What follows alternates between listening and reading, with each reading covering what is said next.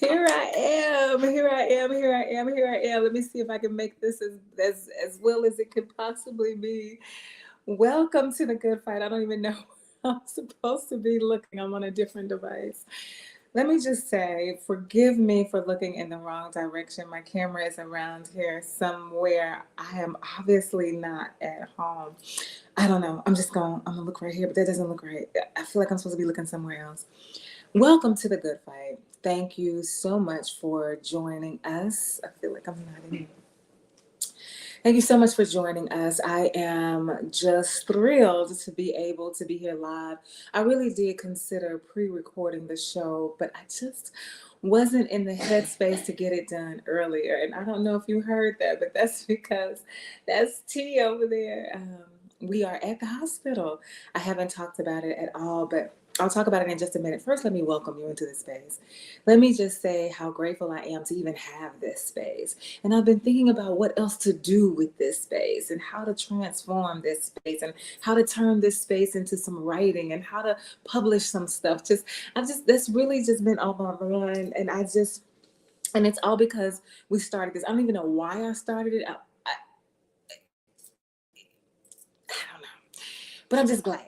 And so I want to greet you in the spirit of Sawubona. It is that Zulu tribal greeting that reminds us of our oneness. And right now in this moment, I am just so grateful for the power of one, especially as I continue to talk about my mother. But understanding the need for us to understand that my humanity is tied into your humanity. You cannot treat me as less than human and consider yourself human. Like, it's just not possible because we are all in this together. We are all headed toward the same destination, the full realization of ourselves as we were created to be in our authentic selves without any intentional barriers, without any false narratives, without any pretend identities and made up myths about who we are supposed to be, but just in the essence of who I am as one who is divine and created and by the divine, created by good, by love, for love, in love. I just one. And so in that spirit of oneness, I welcome you to this space. If this is your first time joining us for the Good Fight, let me say welcome, welcome, welcome. I was at a concert on last night. Last night, and I was able to sit and enjoy the sign language. There was a young woman. Her name is I met her. I want to say Toranika Orton. I hope I'm getting it. Hamilton. I'm not getting that right, because I was just so grateful for the opportunity to engage with the American Sign Language, because as a person who is hard of hearing, it is absolutely a language that I utilize. It is absolutely a language that I have learned and want to continue to learn. I actually want to get my license. She motivated and inspired me on last night. And so just thinking about this need to be present in a way that allows folks to just to realize how we need each other. And I am hard of hearing, but she was there for a person who was deaf. I consider our disabilities to be different, and I considered the person who is deaf, their disability to be greater than mine. So the person who was deaf left. I was not going to say anything because I was like, I can hear, I miss a whole lot, but I can kind of piece it together. But in piecing it together, it requires a lot of work, and I'm just so just I did not want to do all of that work. I just wanted to sit back and be tended to. And so I finally asked, I was like, are you finished? Are you finished signing? Like, finished? And she was like, oh, no. And she did. She signed for me, and I just relaxed into the space. And this spirit of oneness allows us to just relax into the space. So you are greeted in this space for your first time. And here is a space where you can just relax. Just allow your soul to be tended. Allow your mind to be tended. Allow your spirit to be tended. Just kind of sit back and hear and listen and see what it is that you want to do. And if you don't want to do anything, that is okay too. Just relax into the oneness of who we are in this space. And if you are engaged with us on tonight, there are 3 different ways that engagement can look, the way that it can manifest for you. One of the ways is to Find yourself reflected in the story that is shared. Like you are one, if not all of these characters, or you have been at some point in your life, or you will be. Sometimes I talk about my mother. I'll be joking about how old she is, and she'll say, "Just keep on living, honey." And so one of these days, this too will be your story. And so find yourself reflected. So see yourself in a mirror. Also, you can look through a window where it's somebody else's story that is, I'm not going to do like I did the other day. When this gets on my nerve, I'm just going to take it off. It itches right here. Someone who is looking at somebody else's story that is shared in this space, and you have you have the opportunity, you have the right to. I want to put this on Do Not Disturb. You have the right to just sit back and engage in somebody else's story. It's not always a story that's going to be enjoyable. I got ready to say, enjoy the story. It's not always enjoyable, but it is gifted to you. So we allow you to have this time of reflection, this time of receiving, this time of gift giving, because you can give yourself over to the space so that you can hear, so that you can learn, so that you can be informed, so that you can know, so that you can argue, so that you can disagree, so that you can challenge, so that you can push back, so you can do all of those things. Because again, I cannot, in full intentionality and authenticity, say that I'm fighting for liberation if I try to deny yours in any way. So you are free to have your own opinions and to choose to share them in whatever way you deem fit.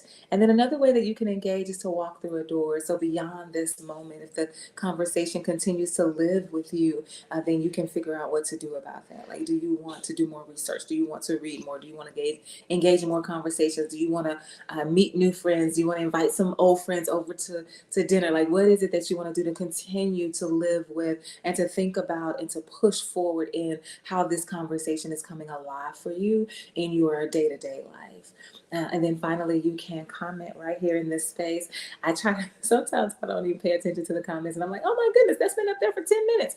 But I'm going to do a better job because I'm looking for the badge, waiting for the badge to pop up so that you can comment right here in this space and let us know what is on your mind. I'm not sure what's about to happen. Actually, I'm not even sure if we're going to have enough power to make it to 8 o'clock. I thought that I brought my charger, and I did bring two chargers, just the wrong ones for this device. Didn't even know I had this device. This is my mama. So if we have not shared the story with you, my mother has been suffering from heart failure, and she has been absolutely, positively exhausted because she does not have enough oxygenated blood reaching to all of the parts of her body that would allow her to complete just normal, regular, everyday tasks. So walking from the bedroom to the bathroom was exhausting. Walking from the kitchen to the back door was exhausting. Absolutely, walking from the back door to the car door, it was exhausting. Trying to cook was exhausting. Trying to get ice was like everything was exhausting. And so we were going to the doctor, the cardiologist, who said that she needed a valve, an aortic valve replacement called the TAVR, a transcatheter aortic valve replacement. Yeah, a transcatheter, aortic, B valve replacement, R, TAVR. And so today is the day. Today is the day. We have been waiting for this day, and in the spirit of oneness at the church, New Beginnings Church of Central Arkansas. And there's a couple of other churches where a few of my colleagues, I asked if you have a prayer list at your church, and I asked you to put my mom's name on the prayer list because my mama believes in prayer lists, and so I wanted to honor that. And so I put her on a couple of prayer lists, but especially at New Beginnings. And so people have been praying for this moment, this day to arrive, not just the day to arrive, but to all of the decisions that went into helping us get to this day, and all of the care and all of the pain and all of the frustrations. Like, people have been praying and holding us in this space and holding my mother so sacredly and tenderly, and just making sure that your presence is known, is felt, that your love is shown and felt. Like, it's just been this oneness of we are together in this this moment. And then praying, of course, for a positive outcome with the surgery. And the doctor, Dr. Rao, came out and said, she was wonderful. And then he shook my hand with confidence. And then he snatched his hand away. At first, I thought he was acting fun. But then he grabbed me and hugged me. And I'm like, no, he ain't never hugged me before. He was just so excited about the success of the surgery. And so here we are, still in the hospital. We will be here until tomorrow. Hopefully we'll be gone by noon. But at this point, babe, they can take to noon. They can take to midnight. I'm just so glad. I cannot wait to see the difference in her body, in her mind, in her spirit, in her soul. And we are grateful. We are grateful for the spirit of oneness and for you being in this place. So I wanted to say that. And then for all of you now who know, my mama didn't want to talk about it. And it was her story. I tried to tell her story one time and she overheard me. No, she didn't overhear me. I was talking to her and she said, don't you ever tell my story again. This is my story and it is my God, and what my God is. I mean, she was like adamant. So when she said she didn't want to talk about it, I'm like, okay, we're not going to talk about it. It's no problem. So now we're able to talk about it because it is done. So as we were getting here this morning at 5:30, sometimes I feel like I'm like, yeah, don't get me started about what's happening right now in this space. Yeah, we got a lot of success to talk about, but when it is over, I got a lot of critiques to make. But when we got here this morning at 5:30 in the morning, I even asked, I was like, is God even awake? Is Jesus up? There was an interesting thing that happened, but that happens all the time, and I pay attention to it all the time. But it's leading us into this conversation that we are having that's rooted in Luke chapter 15, verses 11 through 31. It is that parable that many people call the prodigal son. And I think I talked about it before, that it should not be called the prodigal son, because prodigal means extremely generous, like overly generous. Like it's generosity with in shame. You should be shameful for how generous you are. And so that is more of an adjective that we could apply to God rather than to the son. And so I wanted to talk about it the other week, but I didn't get around to it. And so now I want to talk about it, but I'm not going to get as far as I want, or as far as I was expecting. And so what I said in the comments, in the description, is that this is probably going to be a series. I don't really do series, but it'll probably be a series. Like I've done let's talk about this kind of theme. I've kind of done themes, but yeah, this is going to be, I think they're going to be parts. But this morning, there were two women working the front desk when we walked in. One of them was white, one of them was black. It really should not even matter. It should not even matter. But it absolutely does. And anybody who wants to pretend like race is not a factor is not being honest with themselves. It is always a factor in one way or another, on some level or another. We just got to be willing to see it, to apply the lens. And that's what I say a lot of times. If I apply the lens of race, because you don't have to, there's another way that you can see this, but there's always, from my perspective, there's always a way that you can look through a racial lens if you so choose. So this woman, the white woman, just the black woman, the woman who's black, was tending someone else when we came up. And so the woman who was white said, hey, can I help you? And I said, yes, we need a wheelchair, because we really did not even have to register at the desk. We knew exactly where we were going. We were on a mission. It's just that it was too far for my mother to walk. Remember, I told you she has a valve that was calcified and it needed to be replaced. She does not have enough oxygen running through her body, so she can't she can't make it. And you know how we know, because we made it once before and it was difficult. So I've already told them before we get here we need a wheelchair, but there were none available. Like sometimes you can just see it sitting out there, you can just get it, no problem. But there were none anywhere. There weren't any anywhere. And so I said, we need a wheelchair. And she said, well, can she walk? I said, yes. Well, can she come in here and then I'll call her the wheelchair for her. And I'm like, if she's already sitting down right out in right between the glass doors, why does she have to come in here just to sit again? So you can call the wheelchair. Why can't you just call the wheelchair? Like, I don't, okay, you know what? It's too early. All right, fine.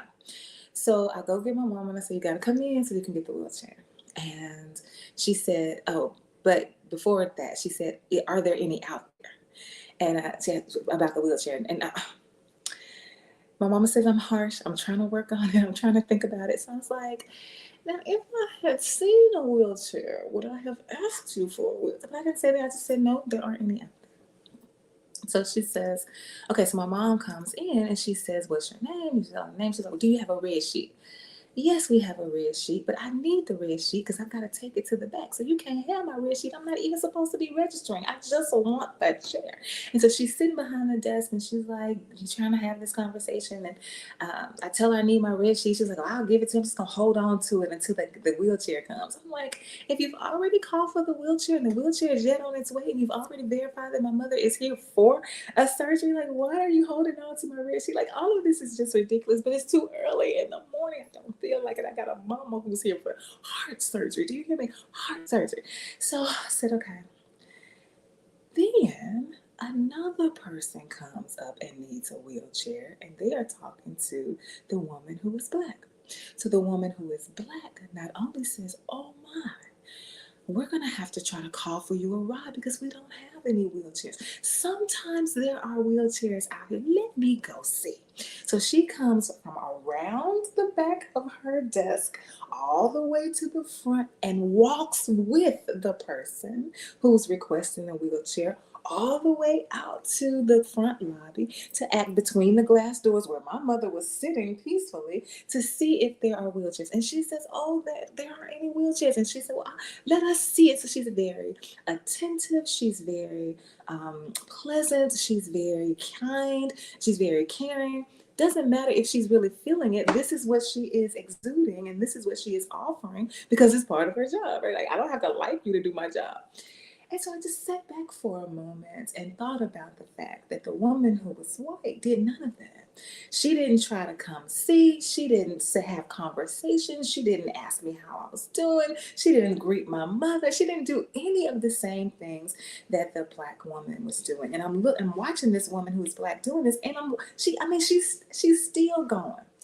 And I said, yes, I think that's great customer service, no doubt about it. I also think it's a function of being black, where it is always the expectation that we will go above and beyond whatever the call of duty is, even if the standard of excellence has already been set by us and the standard of excellence for the people for whom we work is here. We've already set our bar here. We will go even further because we have been conditioned and programmed to believe that we have to be the best of the best many times just to be considered less than mediocre. We got to have all the degrees. We got to have all the experience to get the job. We got to do everything. We got to smile extra hard. We got to work so hard. And so I'm watching this black woman work so hard to be who she's called to be in this space, but the very same space that's occupied by the woman, she ain't doing nothing. And that too is a function of being white. The system of white inhumanity has fixed it so that there are these different levels of being, different ways of being, different understandings of how you are to function in the world and navigate in the world that is exclusively rooted in the color of your skin. So I was watching this and thinking about the story of the prodigal God. And and the name that I gave it on the flyer that I want to lift up right now is the Segregated Family. The Segregated Family. So Susanna says, let me put it up here. Hey, Susanna.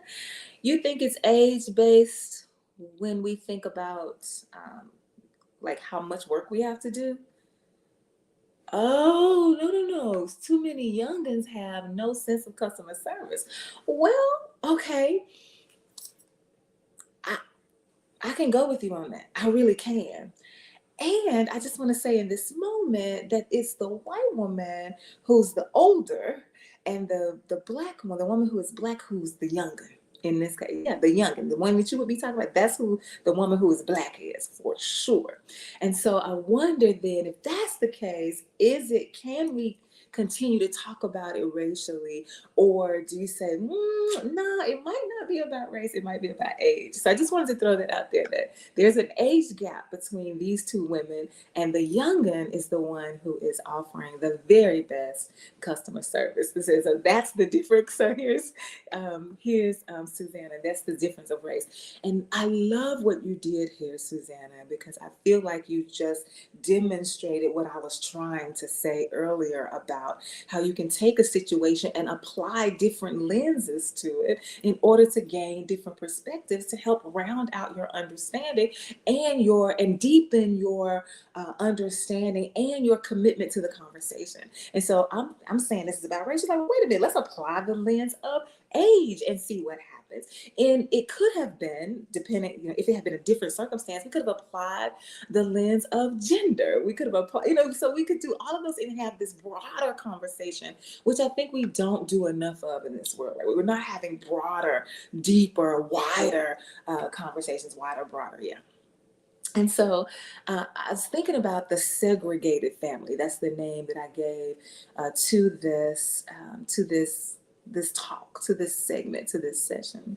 And I'm thinking about it because there are three characters. There are lots of characters in the story, but there are three main characters in the story. We've got the father, we've got the older brother, and we've got the younger brother. So three characters: the father, the older brother, and the younger brother. And I know that it is possible to apply the lens of historical I was going to say accuracy, and then I was going to put it in quotes. And so I'm like, if I'm about to put accuracy in quotes, can it be accurate?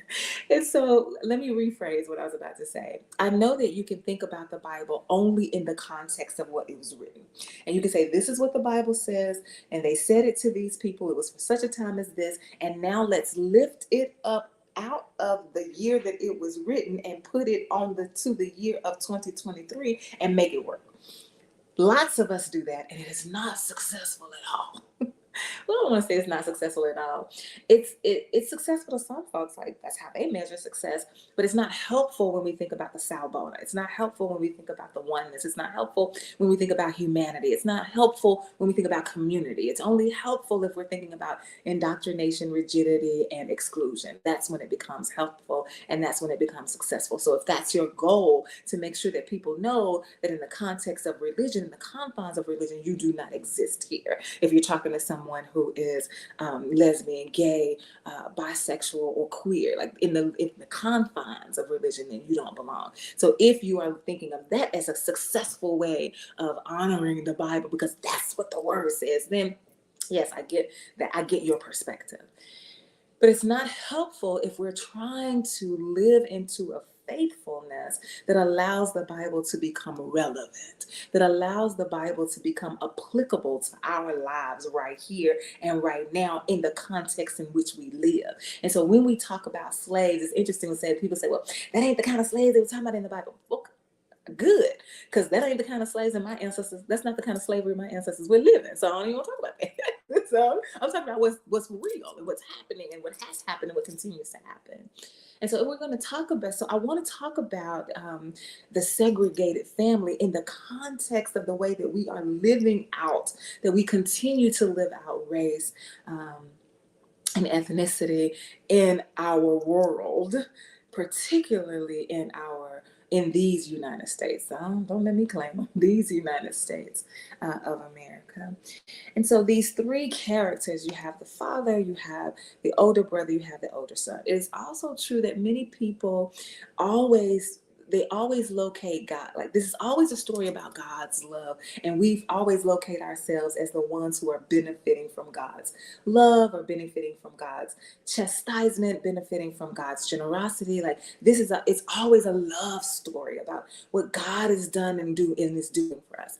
And that may be helpful to some folks, but that is not the way that I want to look at this at all. I want to think about, oh, I'm sorry, I'm hitting the table. I want to continue to think about the segregated family. So you have a family, a father and two sons, and the way that they are situated in the world creates segregation within their own familial community. So this is a segregated family that we find in the book of Luke, chapter 15, and it's verses 11 through 31. And I think that the way that it's separated is that we're going to read 1 through 20, 11 through 20, and then 21 through 31. So it's a story about these three main characters, the father, the older brother, and the younger brother. This has got to be a series because I'm trying to get to the older brother. That's who I want to talk about, the older brother. But it's going to take me a minute to get there because there's so much for us to think about and so much for us to do we're in this doing the bedside report, so. Okay. We got your night nurse, Hill. My name's Neil. Neil. Hello, Take Neil. care of you, okay? He's got to check your groin sides and your wrists and see how they look, okay? Let him look. I can pull back if you want to. Gotta look, we're gonna look at your wrist first. She gets cold, so she's got her blanket from home. Can too. y'all So we've got several under there, understand me too. while they talking? I need to And she stop somehow- so that they can finish talking. Can y'all hear me? I We feel got like I need to unwrap. And I she's knew this real was gonna sore. I've learned. They took out an ODIV downstairs apparently, so this is really more sore than where the TR band was. That's fine, and she's got her IV, but this is sore from that apparently. Okay. And then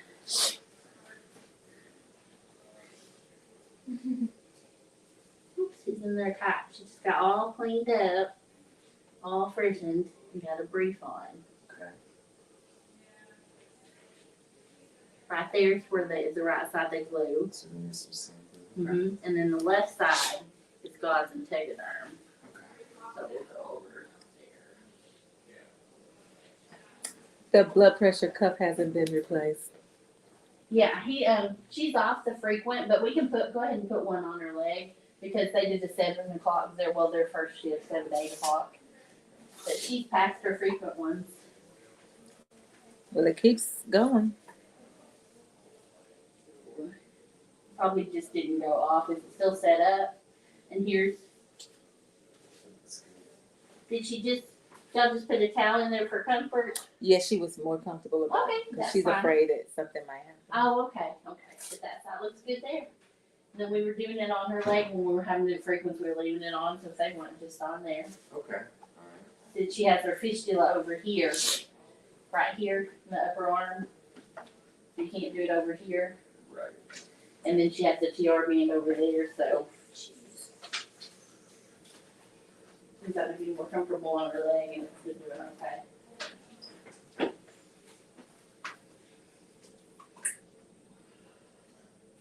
What is that?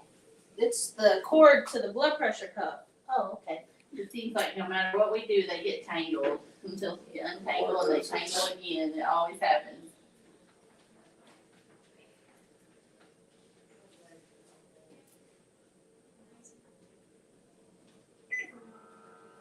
Alright.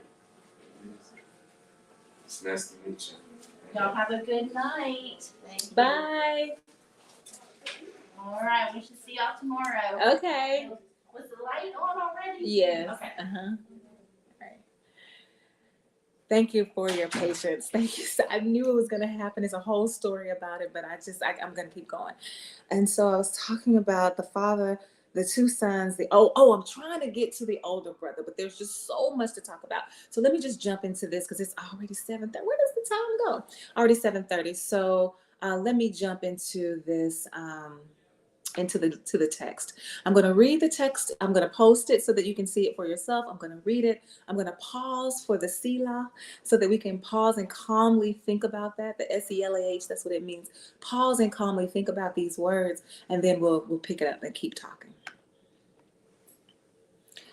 Jesus continued, There was a man who had 2 sons.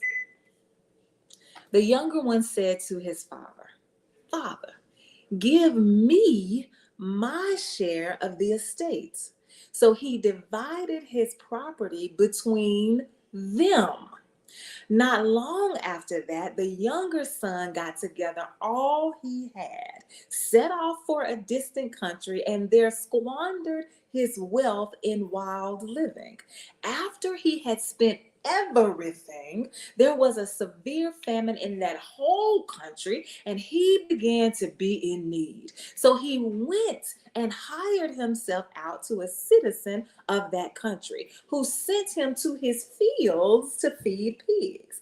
He longed to fill his stomach with the pods that the pigs were eating, but no one gave him anything.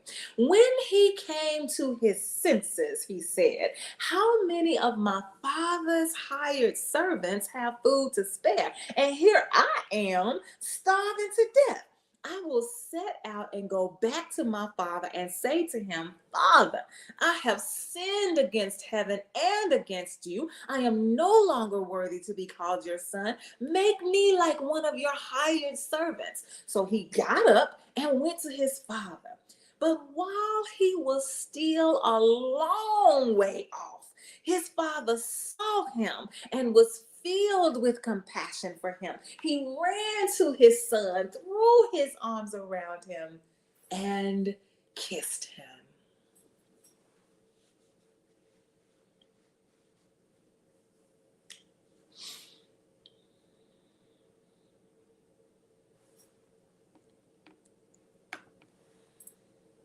The segregated family. Talking about right now, just the way that the lives of these 3 characters are situated as such, are lived out as such, are privileged as such, that it allows for a segregation to happen even within their own family. And we're not going to see all of the segregation happen, because we got to get to the older brother for it to really become like full force in our face. But right now, let's just think about a couple of facts. And when I say facts, I'm only talking about what's reported in this story. I'm not trying to say you can prove it. I'm not trying to say we can go and walk these grounds. I'm not trying to say any of that. I'm just saying the story has been told, and we are just reading the story. What are the facts of the story? We've got these 3 main characters: the father, the older son, and the younger son. That's who we have in the story. And the father is a man of wealth. He is a man of means. We know that for a whole bunch of reasons, one of which is that his son goes to the father and says, "I want you to give me the property that would be mine." So that means the son has been born into a family that has property. Especially in America, and especially for people who are Black. And I'm using the word Black in the most expansive way that I can use it, meaning all members of the African diaspora. So if you are Black, we know the lived experience that we have shows us that to have property sets you apart as one who is privileged in this world. And especially talking about the way that we live as Americans, to own property means that we have more access, we have more resources, we have more wealth, we can engage in more capitalism. And many times, especially in the world of the United States of America, I'm still trying to figure out why we call it United States. But anyway, don't let me digress. When we talk about property and we apply the lens of race, then we cannot escape the history that says that we once held, that we continue to commodify bodies of humans in order to be privileged in spaces through the access, through the obtaining, securing, acquiring, capturing, raping, dehumanizing bodies. And so we used to own bodies. We still own bodies. Like if you think about the criminal injustice system, you think about it in that way. If you think about it in the healthcare system, think about the educational system, we could talk about owning bodies. My cousin just said to me yesterday, there's money in failure in education. So we're going to talk about that too. So the way that we talk about the importance of property. So this son knows the importance of property. This is the younger son because he was born into it. So he's born into a lifestyle where his father has means, his father has resources, his father is privileged because he owns property. And the son, even though he's the youngest son, already understands how wealth works, understands that at some point this will be mine and that I don't have to work for it. It's going to automatically become mine because my father had it and my father will make way for me to have it. That's the way family works. And so because my father has access and to this property, then I also have access to it simply because we are related. Because his blood courses through my veins, I am allowed to have this property. I am owed this property. I know that this property is mine. I was taught it as a child. I grew up understanding it. And this son says, in a way that I think only privileged children can say, he goes to his father and disrespects him by saying, I don't want to wait until you are dead to receive my property. What I would rather do is pretend like you are dead now.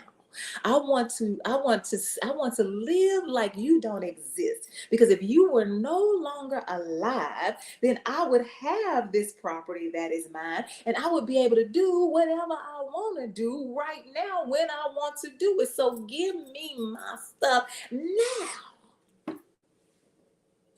Now, sometimes I say things like, I know that nobody black white this story because this is not the way it would have gone down in your household if you had written the story. And we don't even have to include violence. We don't even have to talk about that. But just the response from your parent, your father especially, would not have been, oh yes, not only will I give you your property now, I'm gonna give your older brother the property now too. Both of y'all live like I'm dead. It's okay. Don't bother me at all. I'm good. That's basically what the father does. He divides the property that belongs to both the older son and the younger son so that because the young son asks for it. He asked for it and he got it. There is a principle in the Bible that says you have not because you ask not. Right? So the older brother, maybe if he had gone and asked, he would have gotten his whenever he wanted to get it. But the younger son was like, hey, all he can do is say, no, I don't have it now. So what's the difference? And so the younger son, with his boldness, with his brashness, with his brazenness, he goes and he says, Daddy, I wish you was dead. Give me my stuff. I just want my stuff. Gets his stuff. Now, again, we can see how much privilege the father has because he's got enough to divide to both of his sons, and they are like, cool, I got mine, you got yours. Sometimes the resources are so limited that even when a person acquires wealth, even when they go beyond what the standard is that has been set up to continue the wealth gap that happens in particularly the United States of America, even when they are able to defy those odds, many times the resources are so limited that people are fighting over them because everybody is lacking when they get the resources. Like so many people are lacking when they're hoping that this is their way out of the ghetto. They're hoping that this is their way into acquiring wealth because now they can buy some land, they can get some property that they have been denied for so long and that everybody has heard about, gives you that leg up that so many of us feel that we deserve. Not that we just desire, but we deserve it. All of us do, and all of us should have it. And so this father is able to say, hey, look, both of y'all got all of this. Here is your inheritance.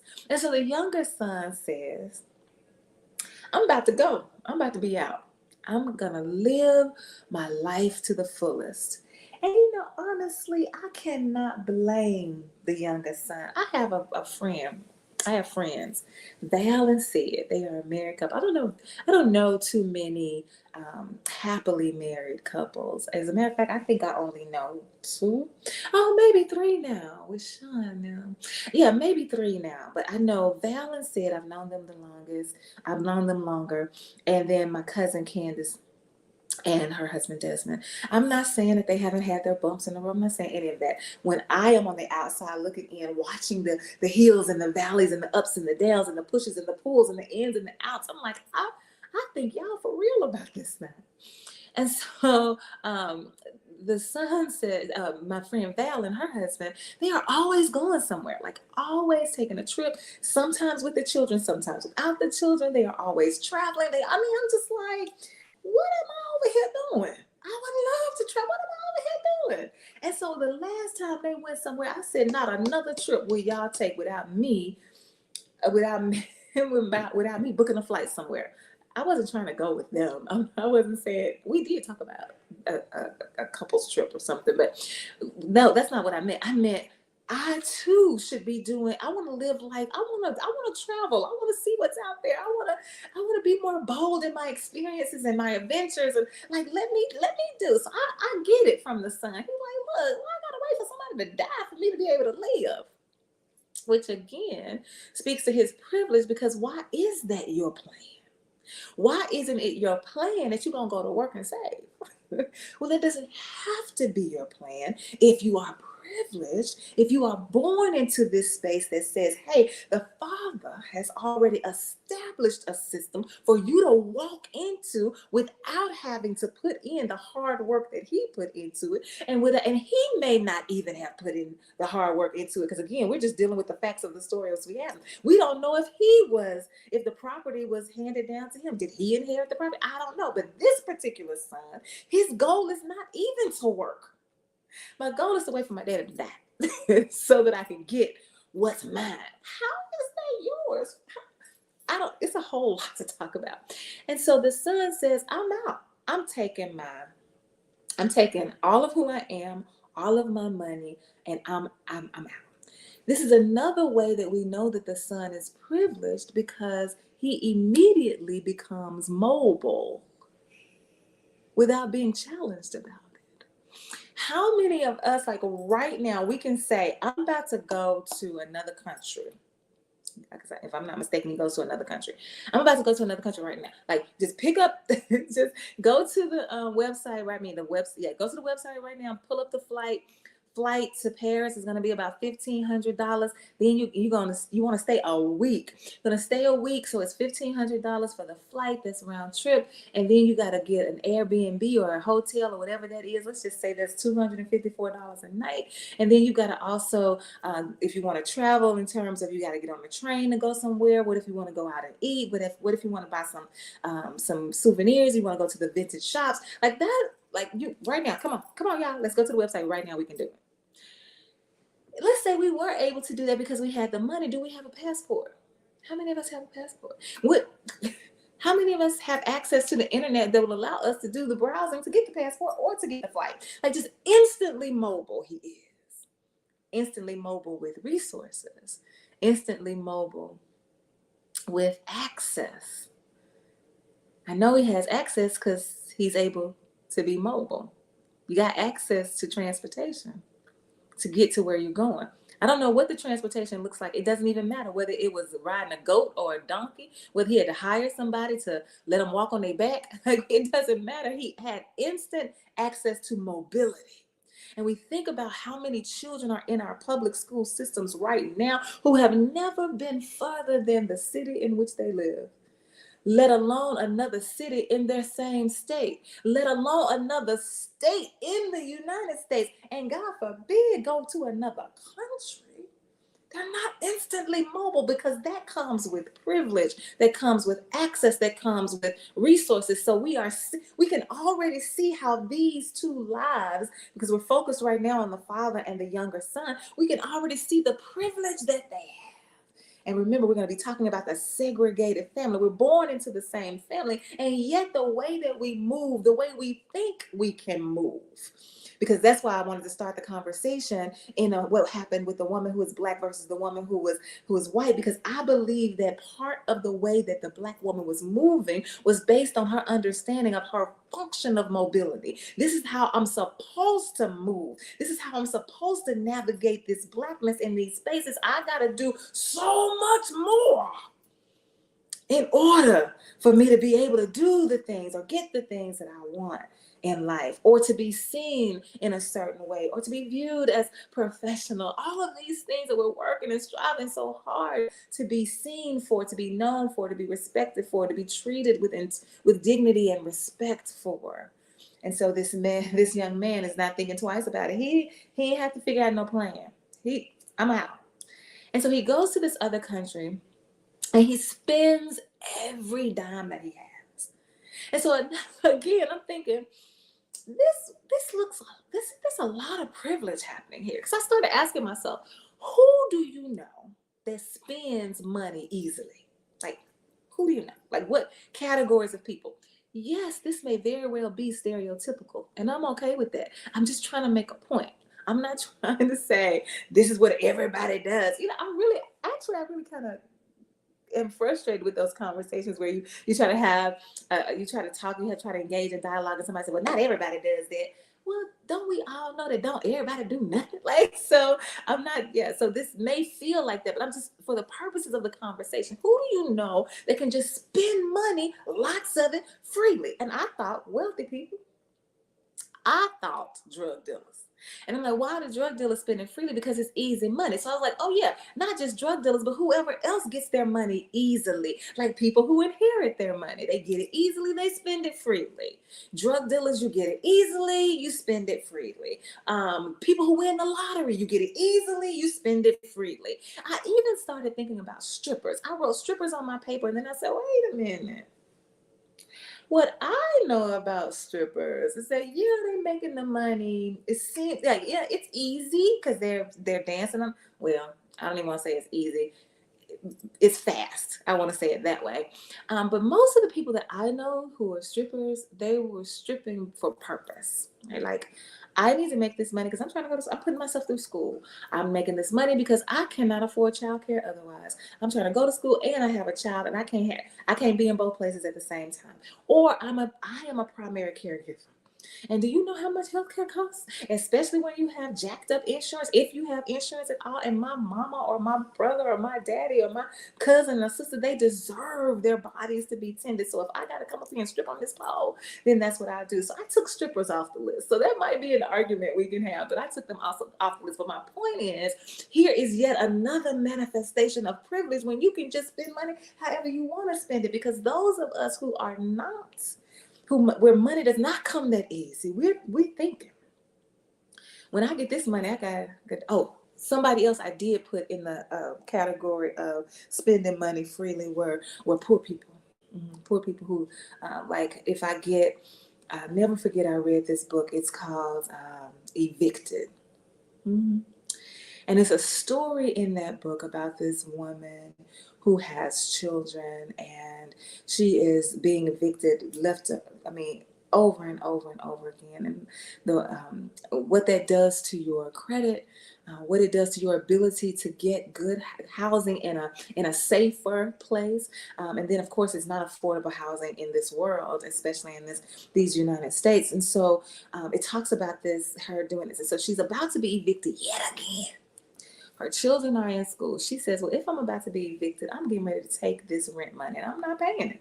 I'm not paying the rent money. I'm going to the grocery store. She goes to the grocery store. Let's just say her rent was $6.75. I don't remember. $7.25. I don't remember. But however much her rent was, she spent it all in the grocery store. And she had 2 or 3 baskets. And so she had the steaks and the shrimp and the potatoes and maybe she didn't spend all her money, but yeah, if I remember correctly, she spent the half of her rent. I think maybe it was half the rent. But she spent it, that sounds better for what I'm saying.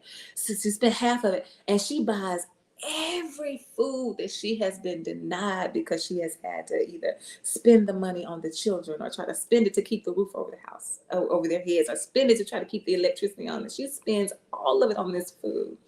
She comes home, and my expectation is that she's about to have this wonderful feast with her children. But her children are at school. She eats all that food by herself. And immediately I'm thinking through my privileged lens, she just wasted all that money. She ate all that food by herself. Like, I just went ballistic through that lens of, first of all, my own lived experience, not even taking into consideration hers, but just looking at it from my perspective. But she spent all the money. It was gone. It was easily spent, because sometimes people who are the living poor, the working poor, just want an opportunity to feel human. I want to be able to eat shrimp. Why I can't eat shrimp? Because I'm poor. And so I think that people who we are forced, people who we are forcing to be poor, like people who we are punishing because they are poor. I think that they spend money freely sometimes when they get it for whatever reason. And so here this young man is, he spends all, this is your whole inheritance. You go out and you squander your entire inheritance. You just spend it. Oh, I probably could put rappers on this, or maybe even football players, celebrities. Because you know how you hear these stories about how they go to the club and they want to buy the Dom Perignon, and they want to buy everybody around. And so they're spending tens of thousands of dollars in a club with strangers who don't even care about them. And you're like, who does this? Well, people who get money easily, they spend it more freely. And so here is this privileged, in this case, privileged because of his situation, not privileged because he got evicted.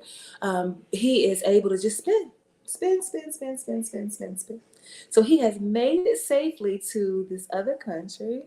He has had access to the transportation to allow him to get there. Of course, he's had the resources because he got them from his daddy. He did not have to work for them. And he's living life to the fullest. How many of us can actually say that we can go anywhere and live life to the fullest? Well, here comes another conversation about race. Because again, I went to that concert last night, and one of the things that they did, it was brilliant. It was beautiful in terms of how it was put together. I had some problems with it, but it was like they had a dancer, they had poets, they had a songstress, they had musicians, and then they had like a bass clarinet. It's like, who usually sees a bass clarinet, right? They had a bass clarinet. You had the young man who looked like he was playing both a trumpet and a bugle, and then you had the guy who was a tenor and a tenor and bass saxophone. And you had the drums playing. You had the bass, and then you had the piano, the grand, not the baby grand, the grand piano. It was just